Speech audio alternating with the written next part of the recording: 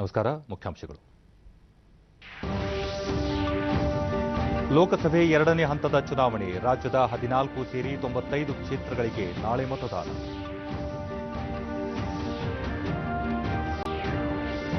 ಮುಕ್ತ ಶಾಂತಿಯುತ ಮತದಾನಕ್ಕೆ ಸಕಲ ಸಿದ್ಧತೆ. 30,164 ಮತಗಟ್ಟೆಗಳ ಸ್ಥಾಪನೆ. ಮುಖ್ಯ ಚುನಾವಣಾಧಿಕಾರಿ ಸಂಜೀವ್ ಕುಮಾರ್. ಮೂರನೇ ಹಂತದ ಚುನಾವಣೆಗೆ ದೇಶಾದ್ಯಂತ ಬಿರುಸಿನ ಪ್ರಚಾರ. ಪ್ರಧಾನಿ ನರೇಂದ್ರ ಮೋದಿ, ರಾಹುಲ್ ಗಾಂಧಿ ಸೇರಿ ಪ್ರಮುಖರಿಂದ ಮತಯಾಚನೆ. ಗುಜರಾತ್, ರಾಜಸ್ಥಾನ, ಮಧ್ಯಪ್ರದೇಶದಲ್ಲಿ ಗುಡುಗು ಸಹಿತ ಬಿರುಗಾಳಿ ಮಳೆಗೆ 30 ಮಂದಿ ಸಾವು. ವಾರ್ತೆಗಳ ವಿವರ. ಲೋಕಸಭಾ ಚುನಾವಣೆಯ ಎರಡನೇ ಚರಣದಲ್ಲಿ ಕರ್ನಾಟಕದ 14 ಕ್ಷೇತ್ರಗಳು ಸೇರಿದಂತೆ ಒಟ್ಟು 11 ರಾಜ್ಯ ಮತ್ತು 1 ಕೇಂದ್ರಾಡಳಿತ ಪ್ರದೇಶದ 95 ಕ್ಷೇತ್ರಗಳಿಗೆ ನಾಳೆ ಮತದಾನ ನಡೆಯಲಿದೆ. ಬೆಳಗ್ಗೆ 7 ಗಂಟೆಗೆ ಮತದಾನ ಆರಂಭವಾಗಲಿದ್ದು ಸಂಜೆ 6 ಗಂಟೆಯವರೆಗೆ ಅವಕಾಶವಿರುತ್ತದೆ. ಪಾರದರ್ಶಕ, ಮುಕ್ತ ಹಾಗೂ ನ್ಯಾಯಸಮ್ಮತ ಚುನಾವಣೆಗಾಗಿ ಸಕಲ ಸಿದ್ಧತೆ ಮಾಡಿಕೊಳ್ಳಲಾಗಿದೆ. ಈ ಕುರಿತು ಒಂದು ವರದಿ. ಪ್ರಜಾಪ್ರಭುತ್ವದ ಮಹಾಪರ್ವ ಸಾರ್ವತ್ರಿಕ ಚುನಾವಣೆ 2019ಕ್ಕೆ 25 ಕ್ಷೇತ್ರಗಳಿಗೆ ಎರಡನೇ ಹಂತದಲ್ಲಿ ಮತದಾನ ನಡೆಯುತ್ತಿದೆ. ತಮಿಳುನಾಡಿನ 38, ಕರ್ನಾಟಕದ 14, ಮಹಾರಾಷ್ಟ್ರದ 10, ಉತ್ತರ ಪ್ರದೇಶದ 8, ಅಸ್ಸಾಂ, ಬಿಹಾರ ಮತ್ತು ಒಡಿಶಾದ ತಲಾ 5, ಛತ್ತೀಸ್ಗಢ ಮತ್ತು ಪಶ್ಚಿಮ ಬಂಗಾಳದ ತಲಾ 3, ಜಮ್ಮು ಮತ್ತು ಕಾಶ್ಮೀರದ 2 ಹಾಗೂ ಮಣಿಪುರ, ಪುದುಚೇರಿಯ ತಲಾ 1 ಲೋಕಸಭಾ ಕ್ಷೇತ್ರಗಳಿಗೆ ಈ ಹಂತದಲ್ಲಿ ಮತದಾನ ನಡೆಯಲಿದೆ. ಈ ಮುನ್ನ ಎರಡನೇ ಹಂತದಲ್ಲಿ 12 ರಾಜ್ಯ ಹಾಗೂ 1 ಕೇಂದ್ರಾಡಳಿತ ಪ್ರದೇಶದ ಒಟ್ಟು 97 ಕ್ಷೇತ್ರಗಳಿಗೆ ಚುನಾವಣೆ ನಿಗದಿಯಾಗಿತ್ತು. ಆದರೆ ತಮಿಳುನಾಡಿನ ವೆಲ್ಲೂರಿನಲ್ಲಿ ಚುನಾವಣೆ ಅಕ್ರಮದ ಹಿನ್ನೆಲೆಯಲ್ಲಿ ಈ ಕ್ಷೇತ್ರದ ಚುನಾವಣೆ ರದ್ದುಪಡಿಸಲಾಗಿದ್ದರೆ, ಕಾನೂನು ಮತ್ತು ಸುವ್ಯವಸ್ಥೆಯ ಕಾರಣದ ಮೇಲೆ ತ್ರಿಪುರಾದ ಪೂರ್ವ ಲೋಕಸಭಾ ಕ್ಷೇತ್ರಕ್ಕೆ ನಡೆಯಬೇಕಿದ್ದ ಚುನಾವಣೆಯನ್ನು ಏಪ್ರಿಲ್ 3ಕ್ಕೆ ಮುಂದೂಡಲಾಗಿದೆ. ಈ ಹಂತದಲ್ಲಿ 44 ಹಾಲಿ ಸಂಸದರು ಪುನರಾಯ್ಕೆ ಬಯಸಿದ್ದಾರೆ. ಮಾಜಿ ಪ್ರಧಾನಿ ಎಚ್.ಡಿ. ದೇವೇಗೌಡ, ಮಾಜಿ ಮುಖ್ಯಮಂತ್ರಿಗಳಾದ ಡಿ.ವಿ. ಸದಾನಂದಗೌಡ, ವೀರಪ್ಪ ಮೊಯ್ಲಿ, ಜಮ್ಮು ಕಾಶ್ಮೀರದ ಮಾಜಿ ಮುಖ್ಯಮಂತ್ರಿ ಫಾರೂಕ್ ಅಬ್ದುಲ್ಲಾ, ಮಹಾರಾಷ್ಟ್ರ ಮಾಜಿ ಮುಖ್ಯಮಂತ್ರಿ ಅಶೋಕ್ ಚೌಹಾಣ್, ಲೋಕಸಭೆಯ ಉಪಸಭಾಧ್ಯಕ್ಷ ತಂಬಿದೊರೈ, ಖ್ಯಾತ ಚಿತ್ರನಟಿ ಹೇಮಾ ಮಾಲಿನಿ, ಕೇಂದ್ರ ಸಚಿವರಾದ ಜಿತೇಂದ್ರ ಸಿಂಗ್, ಜುವಾಲ್ ಓರಂ ಮತ್ತು ಬಿಎಸ್ಪಿಯ ಡ್ಯಾನಿಶ್ ಅಲಿ ಕಣದಲ್ಲಿರುವ ಪ್ರಮುಖರಾಗಿದ್ದಾರೆ. ಕರ್ನಾಟಕದಲ್ಲಿ ಈ ಹಂತದಲ್ಲಿ ನಡೆಯುವ ಚುನಾವಣೆಯಲ್ಲಿ 14 ಲೋಕಸಭಾ ಕ್ಷೇತ್ರಗಳಲ್ಲಿ 17 ಮಹಿಳೆಯರು ಸೇರಿ ಒಟ್ಟು 241 ಅಭ್ಯರ್ಥಿಗಳು ಕಣದಲ್ಲಿದ್ದಾರೆ. ಇದೇ ಹಂತದಲ್ಲಿ ಒಡಿಶಾದ 35 ವಿಧಾನಸಭಾ ಕ್ಷೇತ್ರಗಳಿಗೂ ಚುನಾವಣೆ ನಡೆಯುತ್ತಿದೆ. ಮತಗಳ ಎಣಿಕೆ ಮೇ 23ರಂದು ನಡೆಯಲಿದೆ.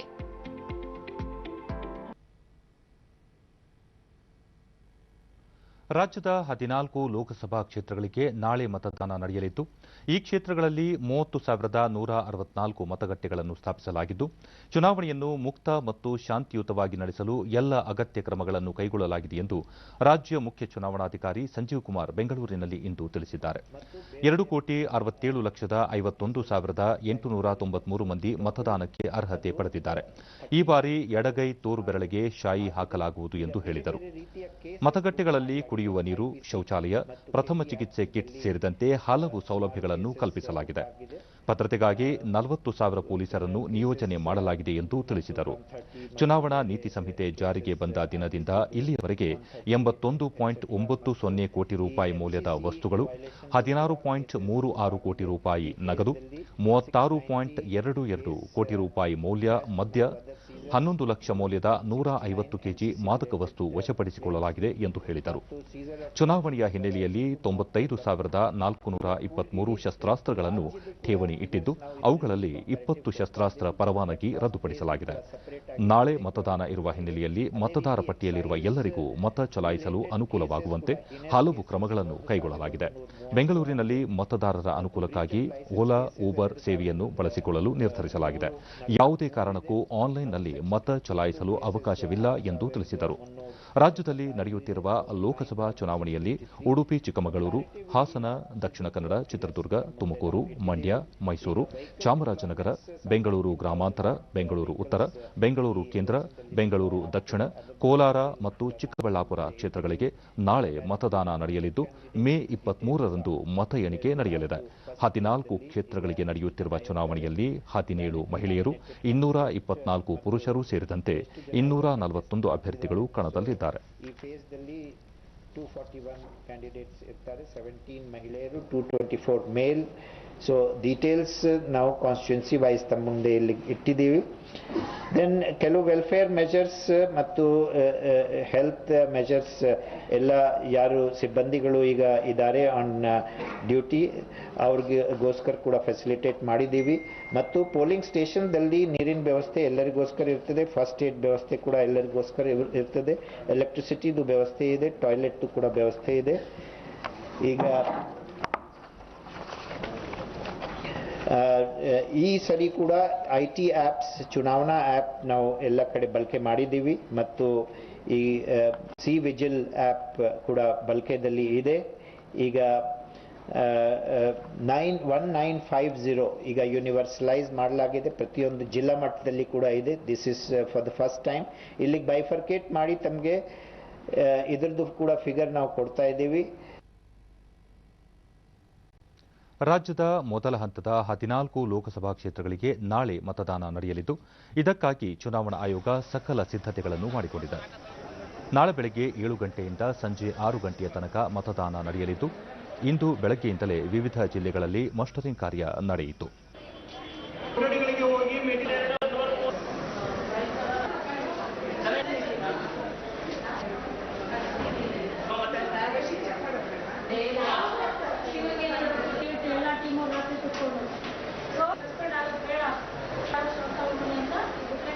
ಚಿತ್ರದುರ್ಗದ ಬಾಲಕರ ಸರ್ಕಾರಿ ಪದವಿ ಪೂರ್ವ ಕಾಲೇಜಿನಲ್ಲಿ ಮತಗಟ್ಟೆ ಕೇಂದ್ರಗಳಿಗೆ ನಿಯೋಜಿತಗೊಂಡಿರುವ ಅಧಿಕಾರಿ ಮತ್ತು ಸಿಬ್ಬಂದಿ ತಂಡ ಮತದಾನ ಖಾತರಿ ಯಂತ್ರ, ವಿವಿಪ್ಯಾಟ್, ಬ್ಯಾಲೆಟ್ ನಮೂನೆ, ಕಂಟ್ರೋಲ್ ಯೂನಿಟ್ ಸೇರಿದಂತೆ ಮತದಾನಕ್ಕೆ ಅಗತ್ಯವಿರುವ ಪರಿಕರಗಳನ್ನು ಪಡೆದು ನಿಯೋಜಿಸಿರುವ ಸ್ಥಳಗಳತ್ತ ಪ್ರಯಾಣ ಬೆಳೆಸಿದರು.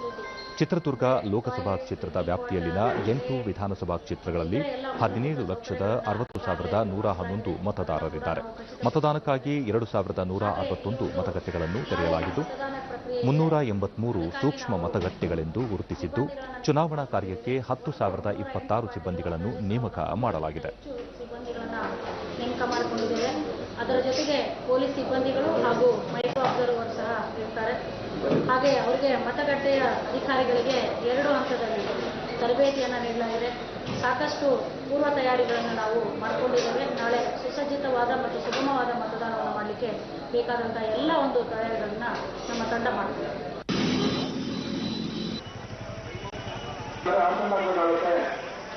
ಚಿಕ್ಕಬಳ್ಳಾಪುರ ಲೋಕಸಭಾ ಕ್ಷೇತ್ರದ ವ್ಯಾಪ್ತಿಯಲ್ಲಿ ಬರುವ ನೆಲಮಂಗಲದ ಸರ್ಕಾರಿ ಪ್ರಥಮ ದರ್ಜೆ ಕಾಲೇಜಿನಲ್ಲಿ ಮಸ್ಟರಿಂಗ್ ಮತ್ತು ಡಿಮಸ್ಟರಿಂಗ್ ಕೊನೆಯ ಹಂತದ ಸಿದ್ಧತೆಗಳು ನಡೆದವು. ಚುನಾವಣಾ ಕರ್ತವ್ಯಕ್ಕೆ ನೇಮಕಗೊಂಡಿರುವ ಅಧಿಕಾರಿಗಳು ಮತ್ತು ಸಿಬ್ಬಂದಿಗಳಿಗೆ ಮತದಾನದ ಸಂದರ್ಭದಲ್ಲಿ ಪಾಲಿಸಬೇಕಾದ ಅಗತ್ಯ ಕ್ರಮಗಳ ಬಗ್ಗೆ ಚುನಾವಣಾಧಿಕಾರಿಗಳು ಮಾಹಿತಿ ನೀಡಿದರು.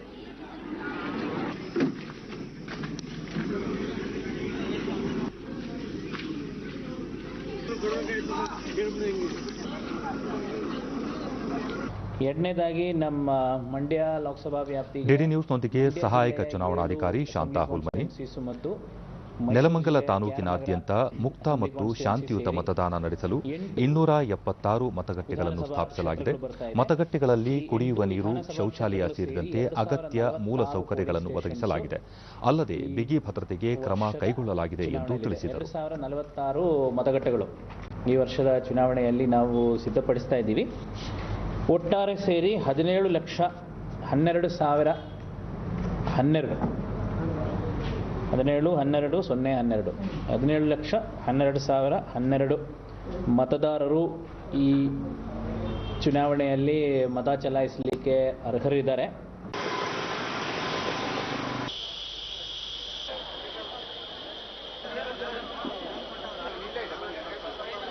ಮಂಡ್ಯದಲ್ಲಿ ಚುನಾವಣಾ ಕರ್ತವ್ಯಕ್ಕೆ ನಿಯೋಜನೆಗೊಂಡಿರುವ ಸಿಬ್ಬಂದಿ ಬೆಳಗ್ಗೆಯಿಂದಲೇ ಮಸ್ಟರಿಂಗ್, ಡಿಮಸ್ಟರಿಂಗ್ ಕರ್ತವ್ಯದಲ್ಲಿ ತೊಡಗಿದ್ದರು. ನಗರದ ಸರ್ಕಾರಿ ಪದವಿ ಪೂರ್ವ ಕಾಲೇಜಿನಲ್ಲಿ ಚುನಾವಣಾ ಕರ್ತವ್ಯಕ್ಕೆ ನಿಯೋಜನೆಗೊಂಡಿರುವ ಅಧಿಕಾರಿಗಳು ಮತ್ತು ಪೊಲೀಸರು ನಿಯೋಜಿತ ಸ್ಥಳಗಳಿಗೆ ತೆರಳಿದರು.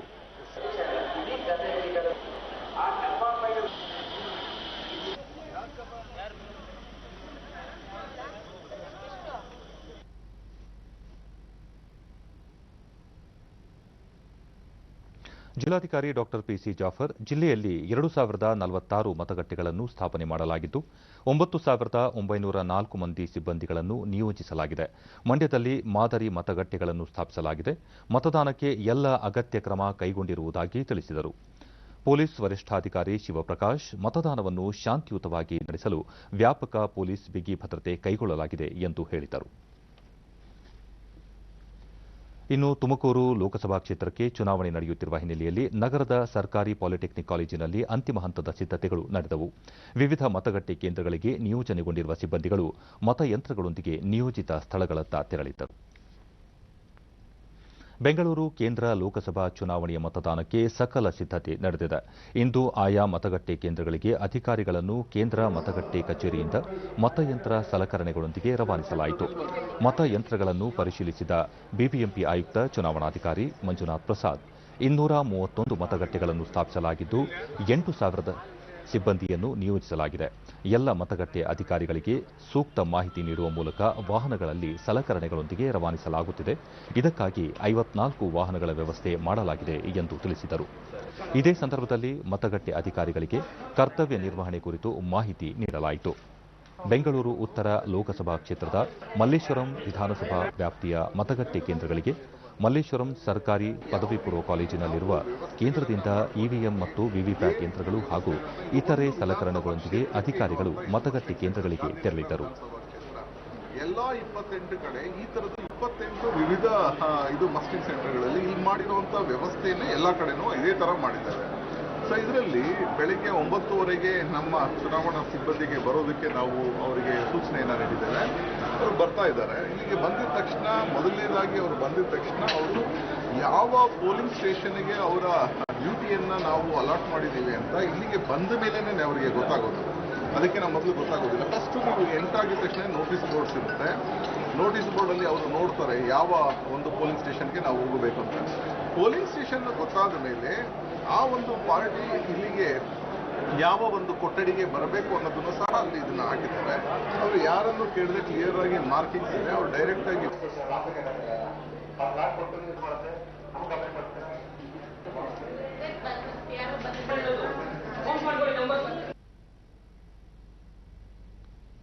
ಈ ಕುರಿತಂತೆ ಮಾಹಿತಿ ನೀಡಿದ ಮಸ್ಟ್ರಿಂಗ್ ಅಧಿಕಾರಿ ವಿದ್ಯಾಶ್ರೀ, ಮಲ್ಲೇಶ್ವರಂ ವಿಧಾನಸಭಾ ಕ್ಷೇತ್ರ ವ್ಯಾಪ್ತಿಯಲ್ಲಿ 213 ಮತಗಟ್ಟೆ ಕೇಂದ್ರಗಳಿದ್ದು 1024 ಅಧಿಕಾರಿಗಳನ್ನು ನಿಯೋಜಿಸಲಾಗಿದೆ ಎಂದು ತಿಳಿಸಿದರು.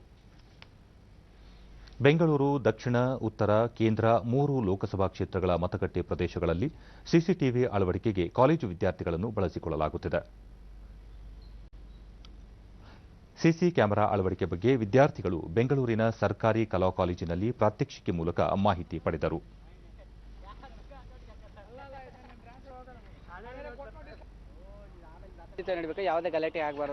ವಿದ್ಯಾರ್ಥಿ ಧರ್ಮಪ್ಪ, ಎಲ್ಲ ಮತಗಟ್ಟೆಗಳಲ್ಲಿ ಸಿಸಿ ಕ್ಯಾಮೆರಾ ಅಳವಡಿಕೆ ಬಗ್ಗೆ ಜಿಲ್ಲಾ ಚುನಾವಣಾಧಿಕಾರಿಗಳು ಆದೇಶಿಸಿದ್ದು ಅದರಂತೆ ತಾವು ಕಾರ್ಯನಿರ್ವಹಿಸುತ್ತಿರುವುದಾಗಿ ತಿಳಿಸಿದರು. ನಾವು ಕ್ಯಾಮೆರಾವನ್ನು ತಗೊಂಡೋಗಿ ಎಲೆಕ್ಷನ್ ಬೂತ್ ಅಲ್ಲಿ ಇರುತ್ತೆ, ಅಲ್ಲಿ ನಾವು ಸೆಟ್ ಮಾಡ್ತೀವಿ. ಇದಕ್ಕೆ ಕಾರಣ ಏನಪ್ಪ ಅಂದ್ರೆ ನಮಗೆ ಕೆಲಸ ಎಲ್ಲ ಮುಗಿದ ಮೇಲೆ ನಮಗೆ ಸರ್ಟಿಫಿಕೇಟ್ಸು, ಆಮೇಲೆ ಓಡಾಡೋ ಖರ್ಚು, ಆಮೇಲೆ ಎಲ್ಲ ಕೊಡ್ತಾರೆ. ಆಮೇಲೆ ನಮಗೆ ಒಂದು ಎಕ್ಸ್ಪೀರಿಯನ್ಸು, ಎಲೆಕ್ಷನ್ ಅನುಭವ ಹೇಗಿರುತ್ತೆ ಅನ್ನೋದು ನಾವು ತಿಳ್ಕೊಳಕ್ಕೆ ಒಂದು ಎಕ್ಸ್ಪೀರಿಯನ್ಸು ಅದು ಕಲ್ಪಿಸಿಕೊಡ್ತಾರೆ. ಅದಕ್ಕೆ ಈಗ ನಾಳೆ 18ನೇ ತಾರೀಕಿಗೆ ನಡೀತಾ ಇದೆ ಎಲೆಕ್ಷನ್ ಪೂರ್ತಿ ದಿವಸ ನಾವು ಕ್ಯಾಮ್ರಾವನ್ನು ಅಬ್ಸರ್ವ್ ಮಾಡೋದರ ಮುಖಾಂತರ ಯಾವುದೇ ಗಲಾಟೆ ಆಗಲಾರಂಗೆ ಮುನ್ಸೂಚನೆಯನ್ನು ಡಿಸಿಗೆ ಕಳಿಸ್ತಾ ಇರ್ತೀವಿ. ಎಷ್ಟಿದೆ ಅಷ್ಟು. ಇನ್ನೋರ್ವ ವಿದ್ಯಾರ್ಥಿ ರಾಕೇಶ್, ಮುಂಜಾಗ್ರತಾ ಕ್ರಮವಾಗಿ ಎಲ್ಲಾ ಮತಗಟ್ಟೆ ಪ್ರದೇಶಗಳಲ್ಲಿ ಸಿಸಿ ಕ್ಯಾಮೆರಾಗಳನ್ನು ಅಳವಡಿಸಲಾಗುತ್ತಿದೆ ಎಂದು ಹೇಳಿದರು. ಅಲ್ಲಿ ಯಾವುದೇ ರೀತಿ ಗಲಾಟೆ ಆಗದಿರೋ ರೀತಿಯಲ್ಲಿ ಮುನ್ಸೂಚನೆ ಕ್ರಮಗಳನ್ನು ಕೈಗೊಳ್ಳೋಸ್ಕರ ಡಿಸಿ ಏನ್ ಮಾಡಿದ್ದಾರೆ, ಇದನ್ನ ಆರ್ಡರ್ ಮಾಡಿದ್ದಾರೆ. ಹಾಗಾಗಿ ಕ್ಯಾಮ್ರಾವನ್ನ ನಾವು ಫಿಟ್ ಮಾಡೋದು ಬೆಳಗಿನ ಸಂಜೆವರೆಗೂ ಅದು ಅಲ್ಲಿರುತ್ತೆ, ಆಪರೇಟ್ ಆಗ್ತಾ ಇರುತ್ತೆ. ಅದನ್ನ ಲೈವಾಗಿ ಡಿಸಿ ನೋಡ್ತಾ ಇರ್ತಾರೆ. ಒಂಚೂರೇನೋ ಮುನ್ಸೂಚನೆ ಏನಾದ್ರು ಬಂತು ಅಂದ್ರೆ ಇಮ್ಮಿಡಿಯೇಟ್ ಏನೋ ಅವರೇನೇ ಕ್ರಮ ಅದನ್ನು ತಗೊಳ್ತಾರೆ. ಮತದಾನ ಪ್ರಮಾಣ ಹೆಚ್ಚಳಕ್ಕೆ ಚುನಾವಣಾ ಆಯೋಗ ಹಲವಾರು ಸುಲಭ ಕ್ರಮಗಳನ್ನು ತೆಗೆದುಕೊಂಡಿದೆ. ಆಯೋಗದ ಗುರುತಿನ ಚೀಟಿ ಇಲ್ಲದಿದ್ದರೂ 11 ಪರ್ಯಾಯ ದಾಖಲೆಗಳ ಪೈಕಿ ಯಾವುದಾದರೂ ಒಂದನ್ನು ನೀಡಿ ಮತದಾನ ಮಾಡಬಹುದಾಗಿದೆ. ಈ ಕುರಿತು ಒಂದು ವರದಿ. ಪ್ರಜಾಪ್ರಭುತ್ವ ವ್ಯವಸ್ಥೆಯಲ್ಲಿ ಮತದಾನ ಅತ್ಯಂತ ಅಮೂಲ್ಯವಾದದ್ದು. ಮತದಾನದಿಂದ ದೂರ ಉಳಿಯದೆ ತಮ್ಮ ಹಕ್ಕು ಚಲಾಯಿಸುವುದು ಪ್ರತಿಯೊಬ್ಬ ಮತದಾರರ ಆದ್ಯ ಕರ್ತವ್ಯ. ಚುನಾವಣಾ ಆಯೋಗ ಮುಕ್ತ, ನ್ಯಾಯಸಮ್ಮತ ಮತ್ತು ಪಾರದರ್ಶಕವಾಗಿ ಚುನಾವಣಾ ಪ್ರಕ್ರಿಯೆ ನಡೆಸಲು ಹಲವು ಸುಧಾರಣಾ ಕ್ರಮಗಳನ್ನು ಕೈಗೊಂಡಿದೆ. ನಕಲಿ ಮತದಾನ ತಡೆ, ಮತ್ತು ಅರ್ಹ ಮತದಾರರು ತಮ್ಮ ಹಕ್ಕು ಚಲಾವಣೆಯಿಂದ ವಂಚಿತರಾಗದಂತೆ ಎಚ್ಚರ ವಹಿಸಿರುವ ಚುನಾವಣಾ ಆಯೋಗ ಭಾವಚಿತ್ರ ಸಹಿತ ಮತದಾರರ ಗುರುತಿನನ್ನು ಬಹುತೇಕ ಎಲ್ಲಾ ಮತದಾರರಿಗೆ ವಿತರಿಸಿದೆ. ಈಗ ಎಲ್ಲ ಕಡೆ ಫೋಟೋ ಎಲೆಕ್ಟೋರಲ್ ರೋಲ್ಸ್ ಆಗಿದೆ, ಆಲ್ಮೋಸ್ಟ್ 99.99%. ಈಗ ಎಲೆಕ್ಟರ್ಸ್ ಫೋಟೋ ಐಡೆಂಟಿಟಿ ಕಾರ್ಡ್ ಕೂಡ 100% ವಿತರಿಸಲಾಗಿದೆ. ಈಗ ಹೊಸದಾಗಿ ಯಾವುದು ನಾವು 3.5 ಲಕ್ಷ ಈಗ ಅಪ್ರೂವ್ ಮಾಡ್ತಾ ಇದ್ದೀವಿ. ಆಫ್ಟರ್ ಸ್ಪೆಷಲ್ ಸಮರಿ ರಿವಿಷನ್ ಅದು ಈಗ ಡಿಸ್ಟ್ರಿಬ್ಯೂಷನ್ ನಡ್ತಾ ಇದೆ. ಆದಾಗ್ಯೂ ಕೆಲವರು ತಮ್ಮ ಬಳಿ ಭಾವಚಿತ್ರ ಸಹಿತವಾದ ಮತದಾರರ ಗುರುತಿನ ಚೀಟಿ ಇಲ್ಲ ಅಥವಾ ಈ ಕ್ಷಣದಲ್ಲಿ ಕೈಗೆ ಸಿಗುತ್ತಿಲ್ಲ, ಏನು ಮಾಡುವುದು ಎಂಬ ಅಳಲು ತೋಡಿಕೊಳ್ಳುತ್ತಾರೆ. ಹೀಗಾಗಿಯೇ ಚುನಾವಣಾ ಆಯೋಗ ಮತದಾರರ ಪಟ್ಟಿಯಲ್ಲಿ ಹೆಸರು ಇರುವ ಅರ್ಹ ಮತದಾರರಿಗೆ ಆಧಾರ್ ಕಾರ್ಡ್, ಮನ್ರೇಗಾ ಉದ್ಯೋಗ ಚೀಟಿ, ಬ್ಯಾಂಕ್ ಅಥವಾ ಅಂಚೆ ಕಚೇರಿ ನೀಡಿರುವ ಭಾವಚಿತ್ರ ಸಹಿತ ಪಾಸ್ ಪುಸ್ತಕ ಇತ್ಯಾದಿ ಮತದಾರರ ಪಟ್ಟಿಯಲ್ಲಿರುವ ಭಾವಚಿತ್ರ ಸಹಿತ ಸ್ಲಿಪ್ ಅನ್ನು ಗುರುತಿನ ಪುರಾವೆಯಾಗಿ ಬಳಸಿ ಮತ ಚಲಾಯಿಸಲು ಅವಕಾಶವಿಲ್ಲ.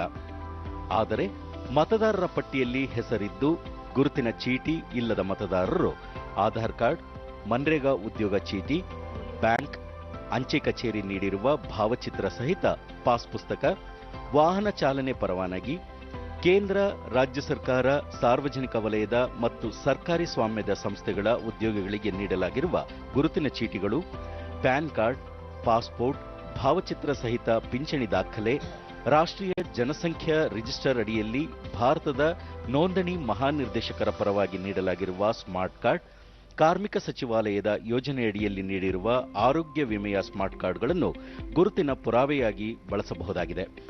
ಸಾಗರೋತ್ತರ ಮತದಾರರು ಮತಗಟ್ಟೆಯಲ್ಲಿ ತಮ್ಮ ಗುರುತಿನ ಚೀಟಿಯಾಗಿ ಮೂಲ ಪಾಸ್ಪೋರ್ಟ್ ಅನ್ನು ಮಾತ್ರವೇ ಒದಗಿಸಬೇಕು ಎಂದು ಚುನಾವಣಾ ಆಯೋಗ ಸ್ಪಷ್ಟಪಡಿಸಿದೆ. EPIC card is not essential for voting. ಅಂದ್ರೆ ಎಪಿಕ್ ಕಾರ್ಡ್ ಇಲ್ಲದು ಕೂಡ ವೋಟರ್ಸ್ ಲಿಸ್ಟ್ ದಲ್ಲಿ ಹೆಸರು ಇರಬೇಕು, ಅದು ಮುಖ್ಯವಾದದ್ದು. ವೋಟರ್ಸ್ ಲಿಸ್ಟ್ ದಲ್ಲಿ ಹೆಸರು ಇರಬೇಕು. ವೋಟರ್ಸ್ ಲಿಸ್ಟ್ ದಲ್ಲಿ ಹೆಸರು ಇದ್ರೆ 11 ಡಾಕ್ಯುಮೆಂಟ್ಸ್ ಇದೆ, ಅದು ಬಳಸಬಹುದು. Passports, driving licence, service identity card with photograph issued to employees by various government and public sector etc. Passbooks with photograph issued by banks, post office, PAN card, smart card issued by Registrar General of India, MNREGA job card, health insurance smart card issued by Ministry of Labour, pension document with photographs, official identity card issued to MLAs, MLCs, MLAs, MPs, Aadhaar card. ಇದು ಎಲ್ಲ ಬಳಸಬಹುದು. ಈಗ ಜಾಹೀರಾತು, ನಂತರ ವಾರ್ತಾ ಪ್ರಸಾರ ಮುಂದುವರಿಯುವುದು.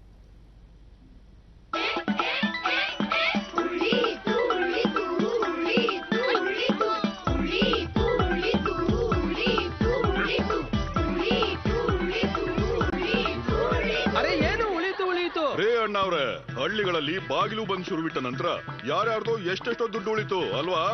ಅದು ಹೇಗೆ ಅಕ್ಕ ಅವ್ರೆ, ಇವ್ರಿಗೆ ಹೇಳಿ ಹೇಗೆ ಅಂತ.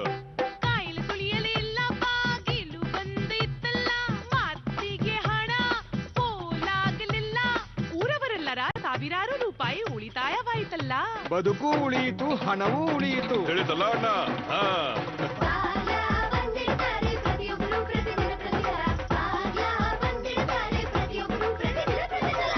ಭಾರತದ ಮನೆ ಮನೆಗಳಲ್ಲಿ ಶೌಚಾಲಯ ತೆರೆದಿದೆ. ಈಗ ತೆರೆದ ಜಾಗಕ್ಕೆ ಹೋಗೋದು ಬಂದ್ ಮಾಡಿ, ಬಾಗಿಲು ಬಂದ್. ನೆನಪಿರಲಿ, ಶೌಚಾಲಯದ ಬಳಕೆ, ನೋಡಿಕೊಳ್ಳುವಿಕೆ ಪ್ರತಿಯೊಬ್ಬರು, ಪ್ರತಿದಿನ, ಪ್ರತಿ ಸಲ. 17ನೇ ಲೋಕಸಭೆಗೆ 7 ಹಂತದಲ್ಲಿ ಚುನಾವಣೆ ನಡೆಯಲಿದ್ದು, ಮೊದಲನೇ ಹಂತದ ಮತದಾನ ಇದೇ 11ರಂದು ನಡೆದಿದ್ದು, ನಾಳೆ 2ನೇ ಹಂತದ ಚುನಾವಣೆ ಜರುಗಲಿದೆ. 2ನೇ ಹಂತದ ಮತದಾನಕ್ಕೆ ಕ್ಷಣಗಣನೆ ಪ್ರಾರಂಭವಾಗಿದೆ. 3ನೇ ಹಂತದ ಚುನಾವಣಾ ಪ್ರಚಾರ ರಂಗೇರತೊಡಗಿದೆ. ದೇಶದ ಹಲವು ಭಾಗಗಳಲ್ಲಿ 3ನೇ ಹಂತದ ಚುನಾವಣೆಗೆ ವಿವಿಧ ರಾಜಕೀಯ ಪಕ್ಷಗಳ ಮುಖಂಡರು ತಮ್ಮ ಅಭ್ಯರ್ಥಿಗಳ ಪರ ಇಂದು ಮತಯಾಚಿಸಿದರು. ಪ್ರಧಾನಿ ನರೇಂದ್ರ ಮೋದಿ ಮಹಾರಾಷ್ಟ್ರ ಸೊಲ್ಲಾಪುರದ ಮಾಘಾದಲ್ಲಿ ಆಯೋಜಿಸಿದ್ದ ಸಾರ್ವಜನಿಕ ಸಭೆಯನ್ನು ಉದ್ದೇಶಿಸಿ ಸಶಕ್ತ ಭಾರತ ನಿರ್ಮಾಣಕ್ಕೆ ಎನ್ಡಿಎ ಸರ್ಕಾರ ವಿವಿಧ ಕಾರ್ಯಕ್ರಮಗಳನ್ನು ರೂಪಿಸಿದೆ. ಒಂದು ಸುಭದ್ರ ಸರ್ಕಾರ ರಚನೆಯಲ್ಲಿ ಮತದಾರರೇ ನಿರ್ಣಾಯಕ ಪಾತ್ರ ವಹಿಸುತ್ತಾರೆ. ಪ್ರಬುದ್ಧ, ಬಲಿಷ್ಠ ರಾಷ್ಟ್ರ ನಿರ್ಮಾಣಕ್ಕೆ ಬಿಜೆಪಿ ಬದ್ಧವಾಗಿದೆ. ನಾವೆಲ್ಲ ಒಗ್ಗಟ್ಟಾಗಿ ಸದೃಢ ಭಾರತಕ್ಕೆ ಸಂಕಲ್ಪ ಮಾಡೋಣ ಎಂದರು.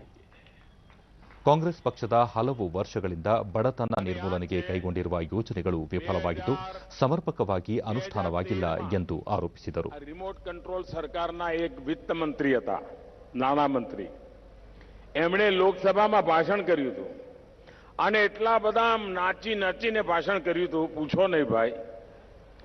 ಗುಜರಾತಿನ ಹಿಮ್ಮತ್ ನಗರದಲ್ಲಿ ಪ್ರಧಾನಿ ನರೇಂದ್ರ ಮೋದಿ ಬಿಜೆಪಿ ಅಭ್ಯರ್ಥಿ ಪರ ಮತಯಾಚಿಸಿ, ಈ ಲೋಕಸಭಾ ಚುನಾವಣೆಯು ಪ್ರತಿಷ್ಠೆ ಹಾಗೂ ಸ್ವಾಭಿಮಾನದ ಚುನಾವಣೆಯಾಗಿದೆ. ಮಕ್ಕಳ ಉತ್ತಮ ಭವಿಷ್ಯದ ದೃಷ್ಟಿಯನ್ನು ಗಮನದಲ್ಲಿರಿಸಿಕೊಂಡು ಮತದಾನ ಮಾಡುವುದು ಅಗತ್ಯ ಎಂದರು.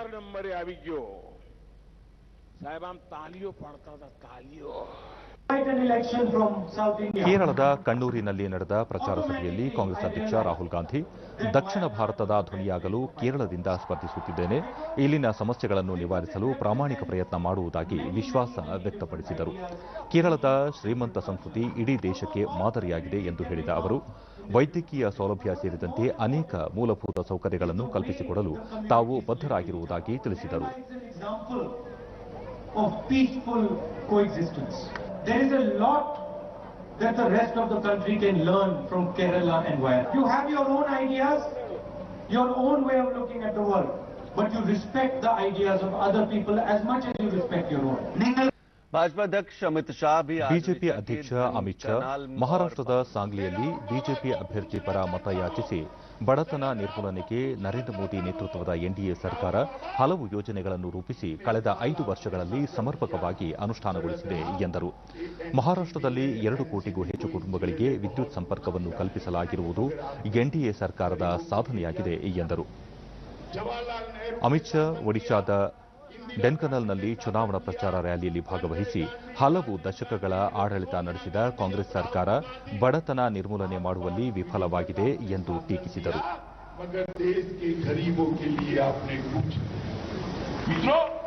भारतीय जनता पार्टी की सरकार ने महाराष्ट्र के विकास के लिए ढेर सारे काम में शामिल होंगी. ಕಾಂಗ್ರೆಸ್ ಪಕ್ಷದ ಪ್ರಧಾನ ಕಾರ್ಯದರ್ಶಿ ಪ್ರಿಯಾಂಕಾ ಗಾಂಧಿ ಗುಜರಾತ್ನಲ್ಲಿ ಪಕ್ಷದ ಅಭ್ಯರ್ಥಿ ಪರ ಮತಯಾಚಿಸಿದರು.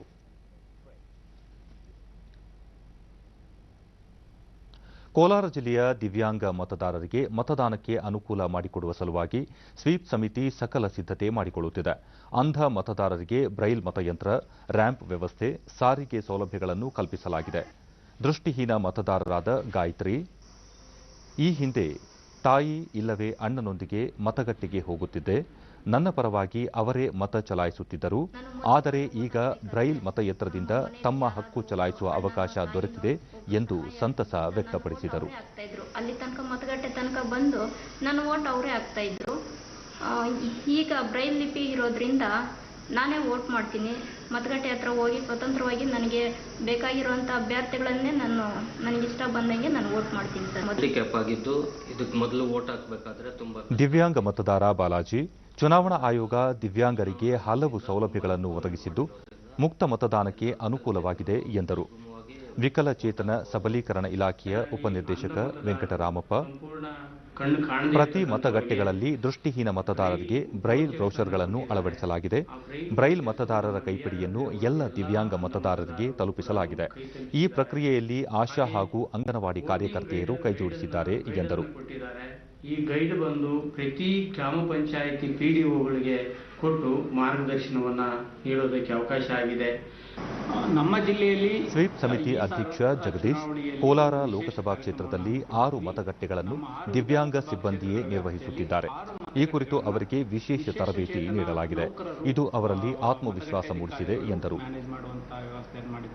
ಕೋಲಾರ ಲೋಕಸಭಾ ಕ್ಷೇತ್ರಕ್ಕೆ ನಾಳೆ ಮತದಾನ ನಡೆಯಲಿದೆ. ಚುನಾವಣೆಯನ್ನು ನಡೆಸಲಿಕ್ಕೆ ನಾವು ಸಹ ಶಕ್ತರು ಅಂತ ಅವರಿಗೆ ಕಾನ್ಫಿಡೆನ್ಸ್ ಬಿಲ್ಡ್ ಮಾಡಬೇಕು ಅನ್ನೋ ಕಾರಣಕ್ಕಾಗಿ ನಗರ ಮತ್ತು ನಗರದ ಅಕ್ಕಪಕ್ಕ ಇರುವಂತ ಒಂದು ಮತಗಟ್ಟೆಯನ್ನು ಐಡೆಂಟಿಫೈ ಮಾಡಿದ್ದೀವಿ.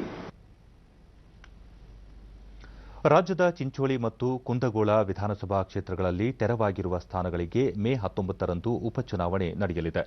2 ಕ್ಷೇತ್ರಗಳಿಗೆ ಇದೇ ತಿಂಗಳ 22ರಂದು ಅಧಿಸೂಚನೆ ಪ್ರಕಟವಾಗಲಿದ್ದು ಅಂದಿನಿಂದಲೇ ನಾಮಪತ್ರ ಸಲ್ಲಿಕೆ ಕಾರ್ಯ ಆರಂಭವಾಗಲಿದೆ. ಏಪ್ರಿಲ್ 29 ನಾಮಪತ್ರ ಸಲ್ಲಿಕೆಗೆ ಕಡೆಯ ದಿನವಾಗಿದ್ದು ಮರುದಿನ ನಾಮಪತ್ರಗಳ ಪರಿಶೀಲನೆ ನಡೆಯಲಿದೆ. ಮೇ 2ರಂದು ನಾಮಪತ್ರ ಹಿಂಪಡೆಯಲು ಕೊನೆಯ ದಿನವಾಗಿರುತ್ತದೆ. ಮೇ 23ರಂದು ಮತ ಎಣಿಕೆ ಕಾರ್ಯ ನಡೆಯಲಿದೆ. ಚಿಂಚೋಳಿ ಕ್ಷೇತ್ರದ ಕಾಂಗ್ರೆಸ್ ಶಾಸಕ ಡಾ ಉಮೇಶ್ ಜಾಧವ್ ತಮ್ಮ ಸ್ಥಾನಕ್ಕೆ ನೀಡಿದ್ದ ರಾಜೀನಾಮೆ ಹಿನ್ನೆಲೆಯಲ್ಲಿ ಈ ಉಪಚುನಾವಣೆ ನಡೆಸಲು ಚುನಾವಣಾ ಆಯೋಗ ನಿರ್ಧರಿಸಿದೆ. ಉಮೇಶ್ ಜಾಧವ್ ಕಾಂಗ್ರೆಸ್ ತೊರೆದು ಇತ್ತೀಚೆಗಷ್ಟೇ ಬಿಜೆಪಿ ಸೇರಿದ್ದರು. ಪೌರಾಡಳಿತ ಸಚಿವ ಸಿಎಸ್ ಶಿವಳ್ಳಿ ಅವರ ನಿಧನದಿಂದ ತೆರವಾದ ಕುಂದಗೋಳ ವಿಧಾನಸಭಾ ಕ್ಷೇತ್ರಕ್ಕೂ ಅಂದೇ ಉಪಚುನಾವಣೆ ನಡೆಯಲಿದೆ. ಕುಂದಗೋಳ ವಿಧಾನಸಭಾ ಉಪಚುನಾವಣೆ ಕುರಿತು ಮಾಹಿತಿ ನೀಡಿದ ಜಿಲ್ಲಾಧಿಕಾರಿ ದೀಪಾ ಚೋಳನ್ 214 ಮತಗಟ್ಟೆ ಸ್ಥಾಪಿಸಲು ಸಿದ್ದತೆ ನಡೆಸಿದ್ದು, ಲೋಕಸಭಾ ಚುನಾವಣೆಗೆ ನಿಯೋಜನೆಗೊಂಡಿರುವ ಫ್ಲೈಯಿಂಗ್ ಸ್ಕ್ವಾಡ್ ಸೇರಿದಂತೆ ಇತರ ಸಿಬ್ಬಂದಿಗಳು ಕಾರ್ಯನಿರ್ವಹಿಸಲಿದ್ದಾರೆ. ಮತದಾರರ ಪಟ್ಟಿಗೆ ಹೆಸರು ನೋಂದಣಿ ಮಾಡಿಕೊಳ್ಳಲು ಇದೇ 19ರವರೆಗೆ ಅವಕಾಶವಿದೆ ಎಂದರು. ಕಾಂಗ್ರೆಸ್ ಪಕ್ಷದ ರಾಷ್ಟ್ರೀಯ ವಕ್ತಾರರಾದ ಪ್ರಿಯಾಂಕಾ ಚತುರ್ವೇದಿ ಪಕ್ಷದ ಕಾರ್ಯವೈಖರಿ ಕುರಿತು ಅಸಮಾಧಾನ ವ್ಯಕ್ತಪಡಿಸಿದ್ದಾರೆ. ಕಾಂಗ್ರೆಸ್ನಲ್ಲಿ ನಡೆಯುತ್ತಿರುವ ಹಲವಾರು ವಿದ್ಯಮಾನಗಳು ಸಾವಿರಾರು ಕಾರ್ಯಕರ್ತರಿಗೆ ನಿರಾಸೆಯನ್ನು ಉಂಟು ಮಾಡುತ್ತಿದ್ದು, ಉನ್ನತ ಸ್ಥಾನದಲ್ಲಿರುವ ನಾಯಕರು ಯಾವುದೇ ಕ್ರಮ ಕೈಗೊಳ್ಳುತ್ತಿಲ್ಲ ಎಂದು ಪಕ್ಷದ ವಿರುದ್ಧ ಟೀಕೆ ಮಾಡಿದ್ದಾರೆ. ಕೆಲವು ದಿನಗಳ ಹಿಂದೆ ಮಥುರಾದಲ್ಲಿ ನಡೆದ ಘಟನೆಯನ್ನು ಉಲ್ಲೇಖಿಸಿರುವ ಅವರು, ಕಾರ್ಯವೈಖರಿ ಬದಲಾಗದಿದ್ದಲ್ಲಿ ಪಕ್ಷಕ್ಕೆ ಹಾನಿಯಾಗುವುದರಲ್ಲಿ ಯಾವುದೇ ಸಂಶಯವಿಲ್ಲ ಎಂದು ಅವರು ಟ್ವೀಟ್ ಸಂದೇಶದಲ್ಲಿ ತಿಳಿಸಿದ್ದಾರೆ. ಉರಿ ದಾಳಿಯ ನಂತರ ಸೇನಾಪಡೆಗಳಿಗೆ ಎನ್ಡಿಎ ಸರ್ಕಾರ ಶಸ್ತ್ರಾಸ್ತ್ರಗಳ ಖರೀದಿ ಸೇರಿದಂತೆ ಸಂಪೂರ್ಣ ಅಧಿಕಾರವನ್ನು ನೀಡಿತು ಎಂದು ರಕ್ಷಣಾ ಸಚಿವೆ ನಿರ್ಮಲಾ ಸೀತಾರಾಮನ್ ತಿಳಿಸಿದ್ದಾರೆ. ಸ್ವತಂತ್ರವಾಗಿ ಕಾರ್ಯಾಚರಣೆ ಕೈಗೊಳ್ಳಲು ಸೇನಾಪಡೆಗೆ ಅವಕಾಶ ಕಲ್ಪಿಸಲಾಗಿದ್ದು, ಪುಲ್ವಾಮಾ ದಾಳಿಯ ನಂತರವೂ ಸರ್ಕಾರ ಮತ್ತೊಮ್ಮೆ ಸೇನಾಪಡೆಗೆ ಅಗತ್ಯವಿರುವ ಶಸ್ತ್ರಾಸ್ತ್ರಗಳನ್ನು ಖರೀದಿಸಲು ಹಾಗೂ ಆಯ್ಕೆ ಮಾಡಿಕೊಳ್ಳಲು ವಿಶೇಷ ಅಧಿಕಾರ ನೀಡಿದೆ ಎಂದು ಅವರು ತಿಳಿಸಿದ್ದಾರೆ. Post Pulwama, we've said they can go ahead. So this happens, at least in the NDA government under Modi, this happens as and when the armed forces feels that it wants to have that little margin to acquire quickly the ammunition that they may require. It happened post Uri, it happened also from the point of view of Kenai requirements, and it's happening now post Pulwama. ರಾಜಧಾನಿ ಬೆಂಗಳೂರಿನಲ್ಲಿ ಇಂದು ಇದ್ದಕ್ಕಿದ್ದಂತೆ ಬಿರುಗಾಳಿ, ಗುಡುಗು ಸಹಿತ ಭಾರೀ ಮಳೆಯಾಗಿದೆ. ಬಿರು ಬೇಸಿಗೆ ಬಿಸಿಲಿಗೆ ಕಾದು ಕೆಂಡದಂತಿದ್ದ ಭೂಮಿಗೆ ಮಳೆರಾಯ ತಂಪೆರೆದಿದ್ದಾನೆ. ಬೆಂಗಳೂರಿನ ಮಲ್ಲೇಶ್ವರಂ, ಶಿವಾಜಿನಗರ, ಕೆಆರ್ ಮಾರುಕಟ್ಟೆ, ಮುನಿರೆಡ್ಡಿಪಾಳ್ಯ, ಆರ್ಟಿ ನಗರ, ಹೆಬ್ಬಾಳ, ವಸಂತನಗರ, ಮೆಜೆಸ್ಟಿಕ್, ಯಶವಂತಪುರ, ಮಾರತ್ಹಳ್ಳಿ, ಉತ್ತರಹಳ್ಳಿ ಸೇರಿದಂತೆ ನಗರದ ಹಲವೆಡೆ ಧಾರಾಕಾರ ಮಳೆಯಾಗಿದೆ. ಮಳೆ ಹಾಗೂ ಬಿರುಗಾಳಿಗೆ ನಗರದ ಹಲವೆಡೆ ಮರಗಳು ಧರೆಗುರುಳಿ ಬಿದ್ದಿದ್ದು ವಾಹನ ಸಂಚಾರಕ್ಕೆ ತೀವ್ರ ಅಡಚಣೆ ಉಂಟಾಯಿತು. ಬೆಂಗಳೂರು ಸೇರಿದಂತೆ ರಾಜ್ಯದಲ್ಲಿ ಮುಂದಿನ 5 ದಿನಗಳ ಕಾಲ ಭಾರೀ ಮಳೆಯಾಗುವ ಸಾಧ್ಯತೆ ಇದೆ ಎಂದು ರಾಜ್ಯ ಹವಾಮಾನ ಇಲಾಖೆ ನಿರ್ದೇಶಕ ಸಿಎಚ್ ಪಾಟೀಲ್ ಮಾಹಿತಿ ನೀಡಿದ್ದಾರೆ.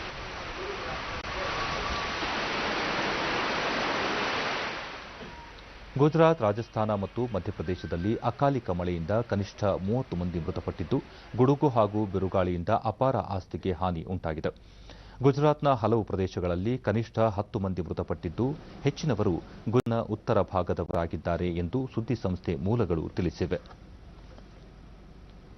ಮಧ್ಯಪ್ರದೇಶ ಹಾಗೂ ರಾಜಸ್ಥಾನದಲ್ಲಿ ಬಿರುಗಾಳಿ ಉಂಟಾಗಿ 20ಕ್ಕೂ ಹೆಚ್ಚು ಮಂದಿ ಮೃತಪಟ್ಟಿರುವುದು ವರದಿಯಾಗಿದೆ. ರಕ್ಷಣೆ ಹಾಗೂ ಪರಿಹಾರ ಕಾರ್ಯ ಕೈಗೊಳ್ಳಲಾಗಿದ್ದು, ಸಂತ್ರಸ್ತರನ್ನು ಸುರಕ್ಷಿತ ಪ್ರದೇಶಗಳಿಗೆ ಹಸ್ತಾಂತರಿಸಲಾಗುತ್ತದೆ. ಪ್ರಧಾನಿ ನರೇಂದ್ರ ಮೋದಿ ಘಟನೆಗೆ ಸಂತಾಪ ವ್ಯಕ್ತಪಡಿಸಿದ್ದಾರೆ. ದುರಂತದಲ್ಲಿ ಮೃತಪಟ್ಟವರ ಕುಟುಂಬಗಳಿಗೆ ತಲಾ 2 ಲಕ್ಷ ರೂಪಾಯಿ ಹಾಗೂ ಗಾಯಾಳುಗಳಿಗೆ ತಲಾ 50,000 ರೂಪಾಯಿ ಪರಿಹಾರ ಘೋಷಿಸಲಾಗಿದೆ. ಕೇಂದ್ರ ಗೃಹ ಸಚಿವ ರಾಜನಾಥ್ ಸಿಂಗ್ ಹಾನಿಗೊಳಗಾಗಿರುವ ಪ್ರದೇಶಗಳಲ್ಲಿ ಅಗತ್ಯ ನೆರವು ನೀಡಲು ಸರ್ಕಾರ ಬದ್ಧವಾಗಿದೆ ಎಂದು ತಿಳಿಸಿದ್ದಾರೆ. ಕಾಂಗ್ರೆಸ್ ಅಧ್ಯಕ್ಷ ರಾಹುಲ್ ಗಾಂಧಿ ದುರಂತಕ್ಕೆ ಸಂತಾಪ ವ್ಯಕ್ತಪಡಿಸಿದ್ದಾರೆ. ಕೊನೆಯಲ್ಲಿ ಮತ್ತೊಮ್ಮೆ ಮುಖ್ಯಾಂಶಗಳು.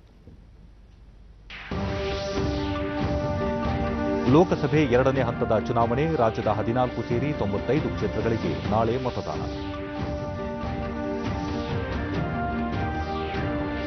ಮುಕ್ತ ಶಾಂತಿಯುತ ಮತದಾನಕ್ಕೆ ಸಕಲ ಸಿದ್ಧತೆ, 30,164 ಮತಗಟ್ಟೆಗಳ ಸ್ಥಾಪನೆ, ಮುಖ್ಯ ಚುನಾವಣಾಧಿಕಾರಿ ಸಂಜೀವ್ ಕುಮಾರ್.